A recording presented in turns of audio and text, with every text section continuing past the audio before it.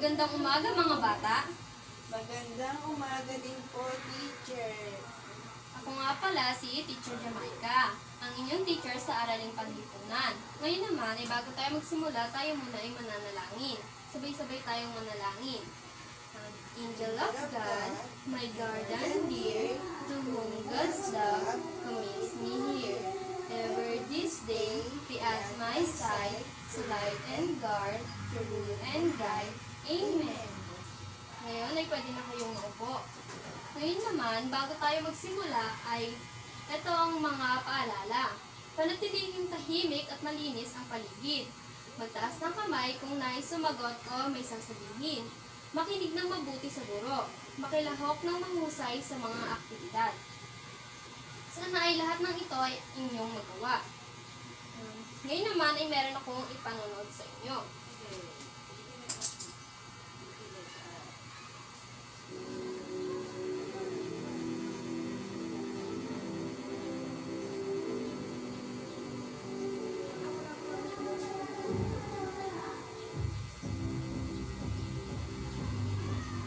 Sabayan niyo ang ating kanta.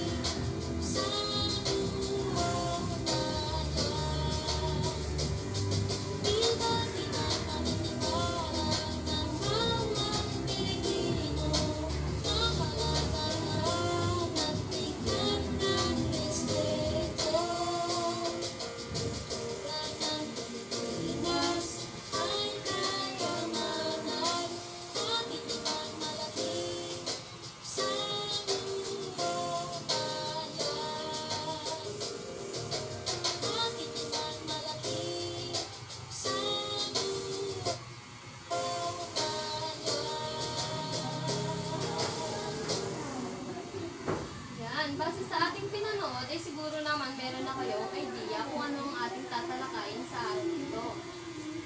Opo. Ngayon naman ay meron tayong aktibidad na gagawin. Sino ang makakapagbigay sa akin ng halimbawa ng tradisyon at kultura?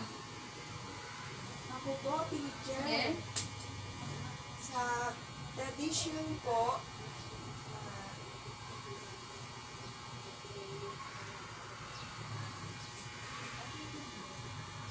hati-hatihan po. Sa kultura naman po yung pagmamano po. Mahusay. Tama ang sinabi. Ngayon naman ay, ano nga ba ang kultura at tradisyon?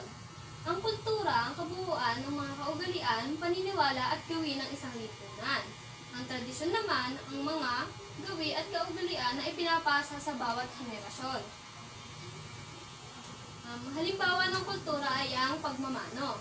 Isang tanda ng paggalang sa mga nakakatanda sa pamamagitan ng paghalik sa kamay o pagdampi nito sa noo. Sino dito ang nagmamano pa rin? Ako po, teacher. Tama, dapat ay magmamano pa rin tayo lalo na sa mga nakakatanda sa atin. Opo. Ngayon naman ay sa pangalawa na tayo. Ang pagpupo at opo. Ginagamit bilang paggalang na pananalita sa pakikipag-usap sa mas nakakatanda.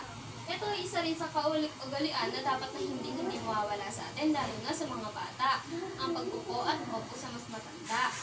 Sino dito ang nagpupo at opo pa rin? Ako po, teacher. Mahusay. Ngayon naman, ang pangatong halimbawa ay bayanihan.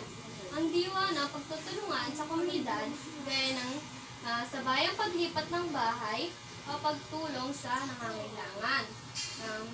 Maliit na bagay man o malaki, ang pagtulong ay dapat na inuugali natin. Sino ba dito ang tumutulong sa gawaing bahay? Teacher, ako po. Ano namang tulong ginagawa mo sa bahay? Teacher, pag naglilinis po ng bahay si Mama, tinutulungan ko po siya. Mahusay. Sipag si Ate Edsel. Ngayon naman is dumako na tayo sa halimbawa ng tradisyon. Ang piyesta or pista. Ipinagdiriwang sa bawat bayan bilang pasasalamat sa patron saint o sa mga biyayang natatanggap. Sino dito ang may alam ng halimbawa ng pista? Ako po. Okay, Ate Ed.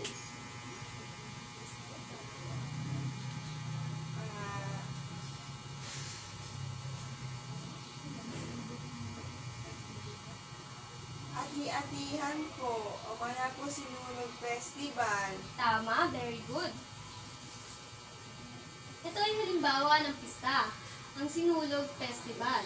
Sinulog Festival ay isang taunang relihiyoso at kultura ng pagdiriwang sa Cebu na ginaganap tuwing ikatlong linggo ng Enero bilang pagbibigay pugay o paggalang sa Santo Niño or si Batang Jesus.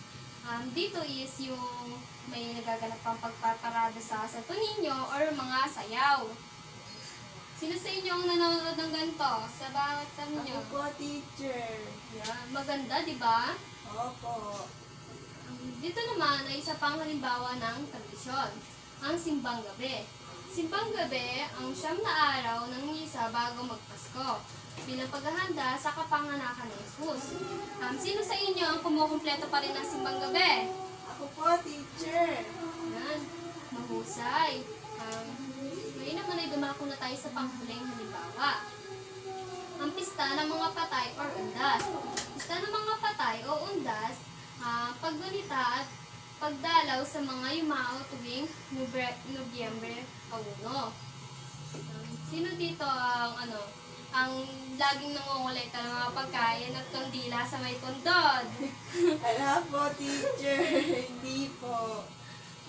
Ano kaya ang meron kapag pagkaundas yung laging nauuso? Teacher. Yes, Ate Ed? Multo po, teacher. Bulto. Tsaka Halloween party. Ngayon naman, kung talagang naintindihan nyo, ay meron katanungan sa teacher. Ano ang tawag sa kabuuan ng mga kaugalian, paniniwala at gawain ng isang lipunan? Teacher. Yes, Ate Ed? Kultura po. Mahusay, tama. Ano naman ang tawag kung ito ay kaugalian na pinapasa-pasa sa bawat henerasyon? Tradisyon po. Mahusay. Ano naman kaya yung kinukumpleto natin ng 9 days bago ang Pasko, ang kapanganakan ni Jesus? Simbang Gabi, teacher. Mahusay. Tunay nga't nakikinig kayo. Ngayon naman ay meron tayong pangkatang gawain. Ang tawag dito ay ang kultura at tradisyon. Ngayon naman ibibigyan ko kayo ng bond paper at lapis. Ang bawat grupo ay guguhit ng tradisyon at kultura na inyong naiisip.